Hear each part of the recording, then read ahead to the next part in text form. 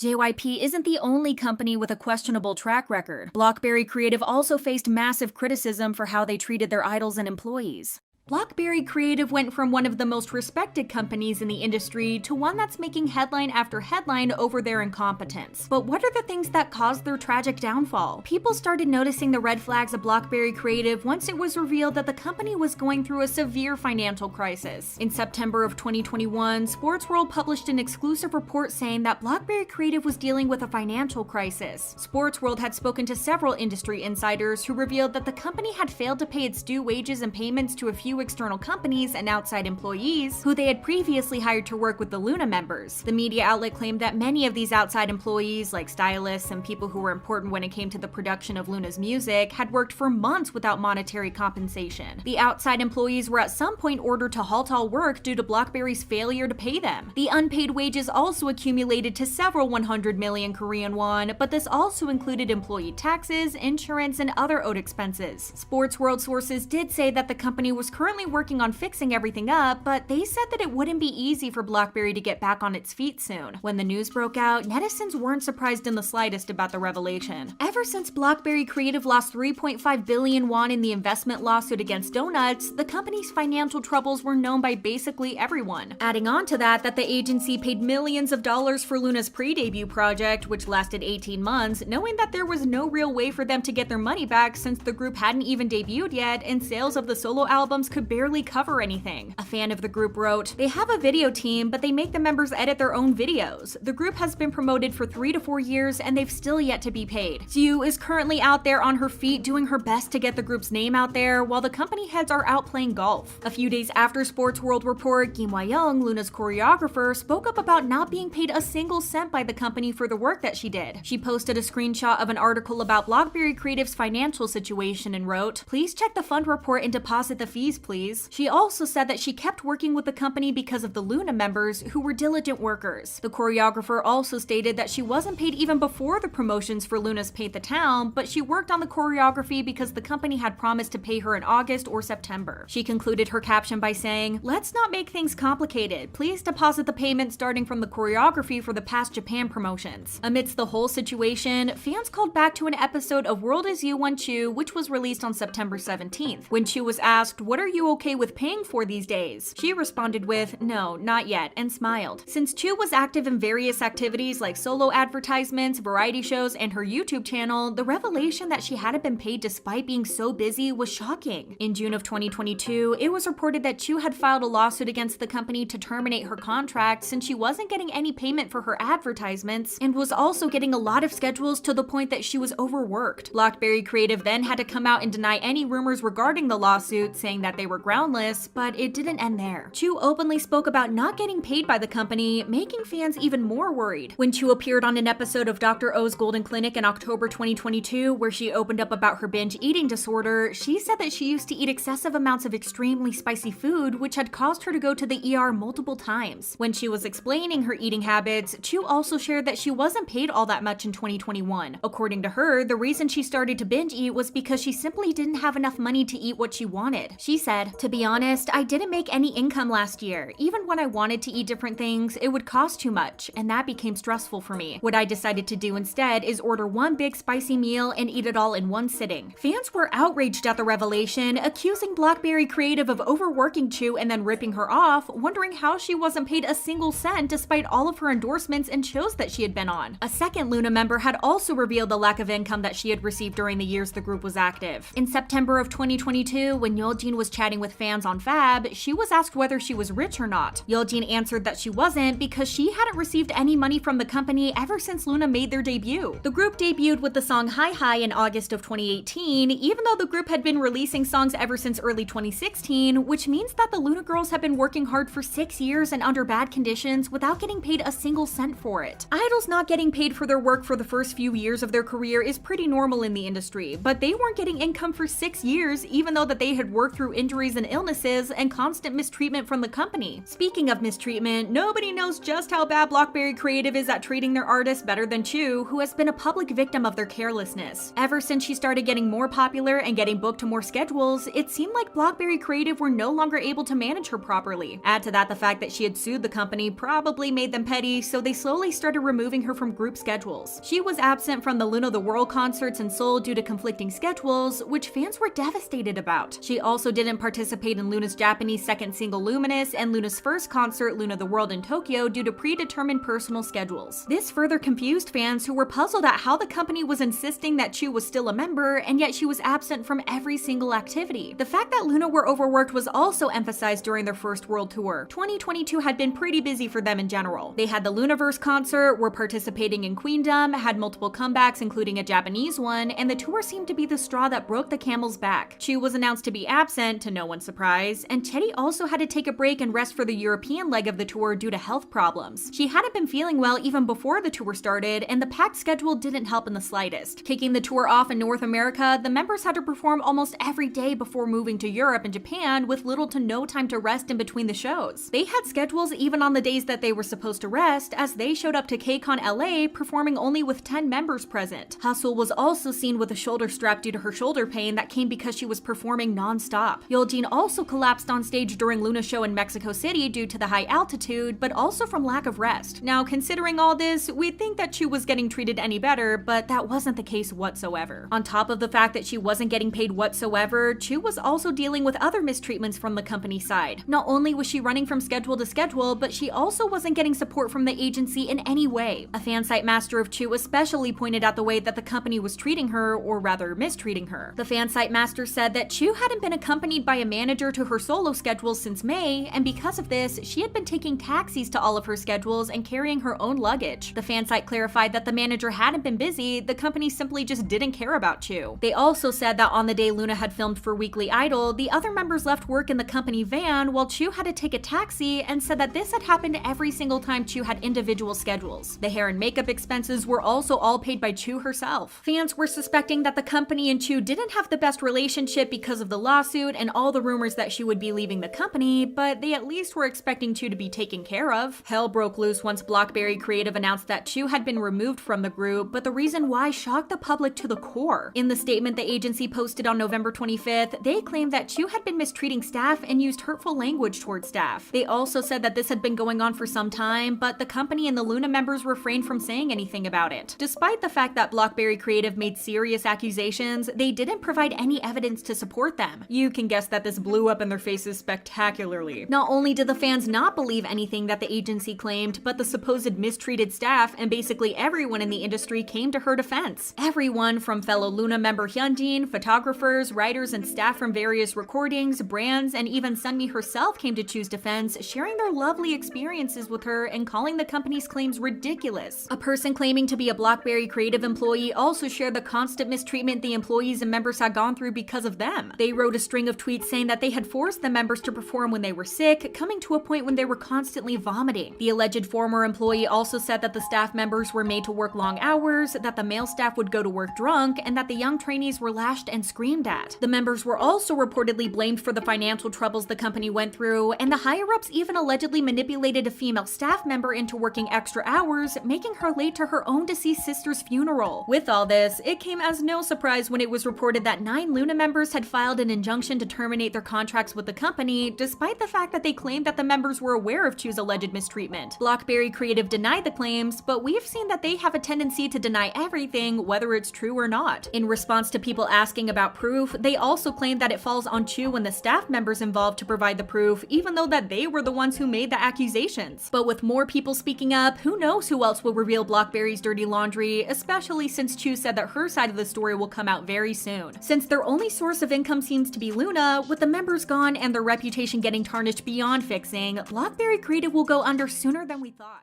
And while Blockberry's story is shocking, JYP's mismanagement has also left lasting scars. Just look at how Park Ji Yoon's career suffered for 6 years under the company.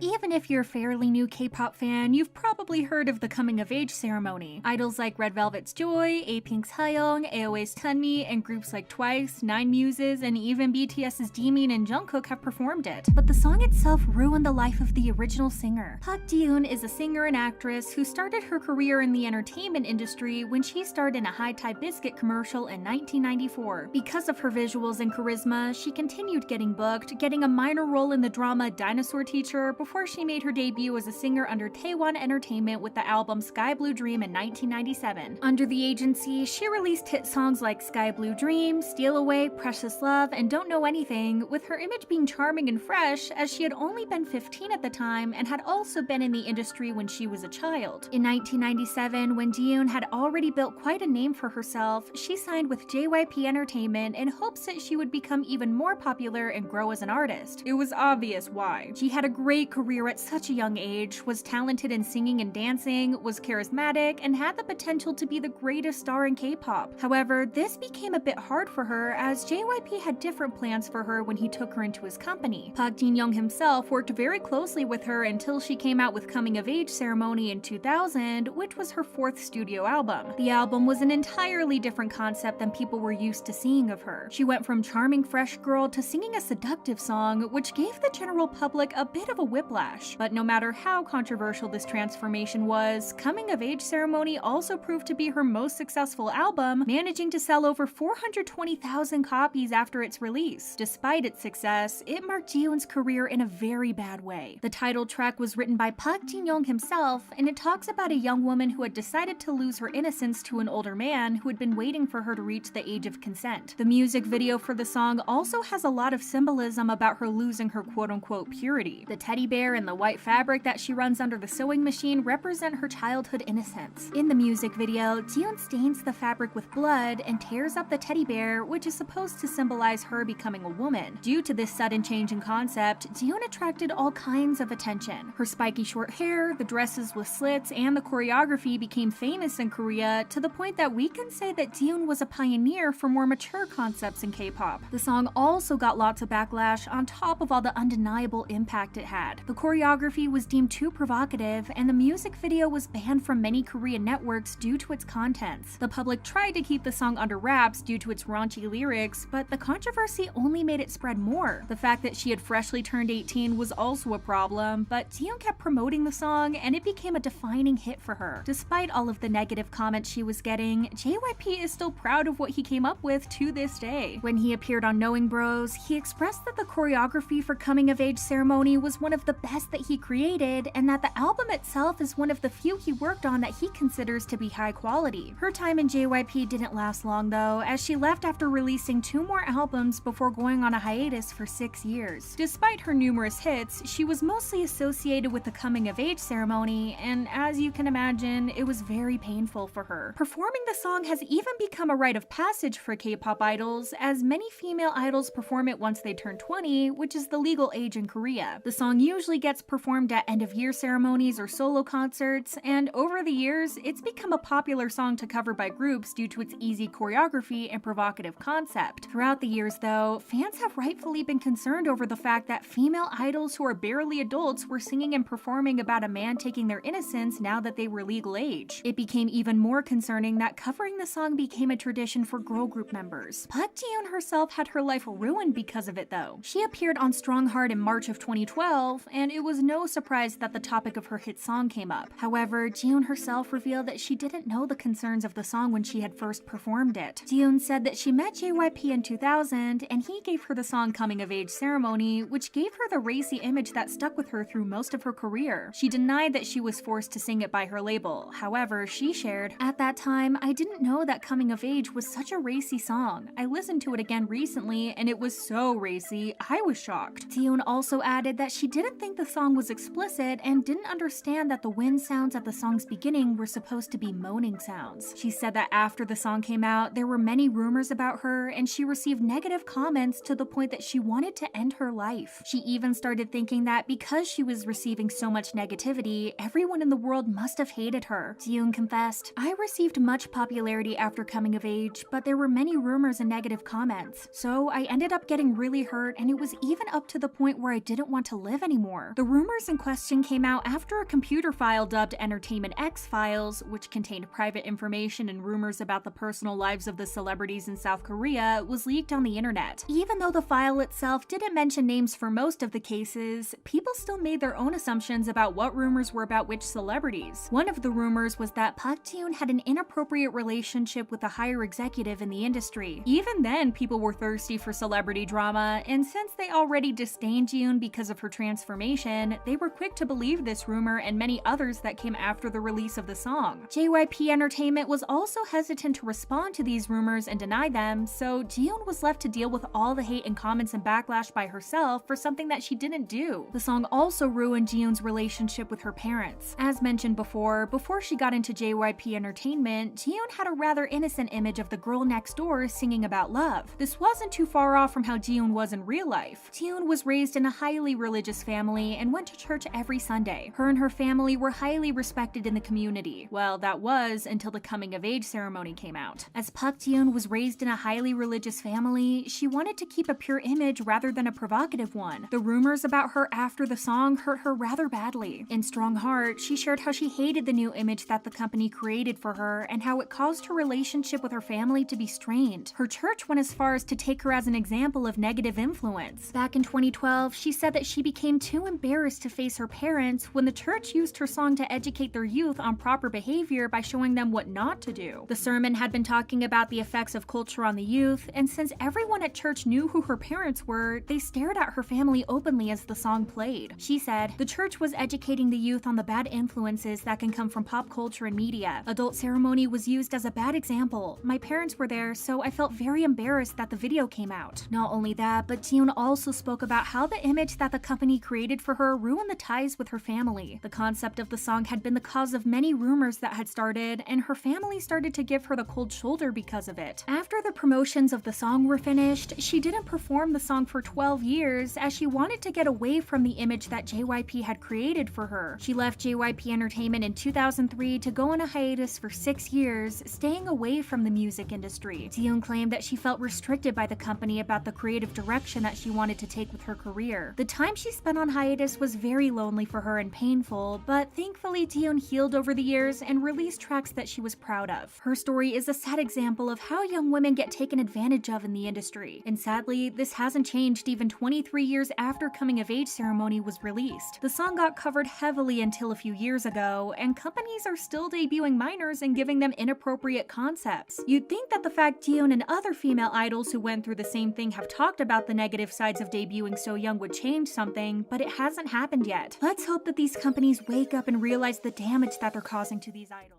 Even beyond JYP, other labels like the Black label have had their own controversies, as seen in how they mishandled Somi's career trajectory. John Somi's journey as a solo artist under the Black label has been anything but smooth, and over the years, she has been very candid about her struggles under the label to the point where fans are outraged on her behalf. After IOI's disbandment, Somi found herself in limbo, with 2 years passing before she could re-debut as a soloist. Her decision to leave JYP Entertainment and join the Black label in 2018 was initially met with excitement, especially after the label's producer Teddy personally reached out to her. In a 2021 interview, Somi even admitted that she had no regrets regarding leaving JYP and stated that she had no issues with the Black label, something which gave fans hope of a very bright future for her career. However, as the years went by, it became increasingly clear that her idol career was actually being mismanaged, as the frequency of her projects left much to be desired. While her talent and potential are undeniable, many fans believe that the Black Black label's handling of her career has been nothing like what they've promised, causing immense frustration both with Somi and her fans. To follow along with more troubling stories in the K-pop industry, make sure to subscribe to the channel. Fans first became seriously concerned with her label back in 2022 when Somi went on a live broadcast and responded to a fan's comment about looking forward to her next comeback. Her reaction was heartbreaking as she voiced that she hopes she actually has a comeback. Her small comment immediately got to fans who had been waiting almost a year since her last release of XOXO in 2021, and many took to the internet to voice their frustrations. Netizens started calling out the Black label for wasting her potential by spacing out her comebacks to an unreasonable extent. One fan commented, "Somi says she wants a comeback, but seems the Black label is ignoring her request. They don't respect her or her fans." Others pointed out that she still doesn't have a light stick, something that most soloists and groups receive early in their careers, which again goes to show that her management isn't necessarily doing what's best for her career and her needs as a musical artist.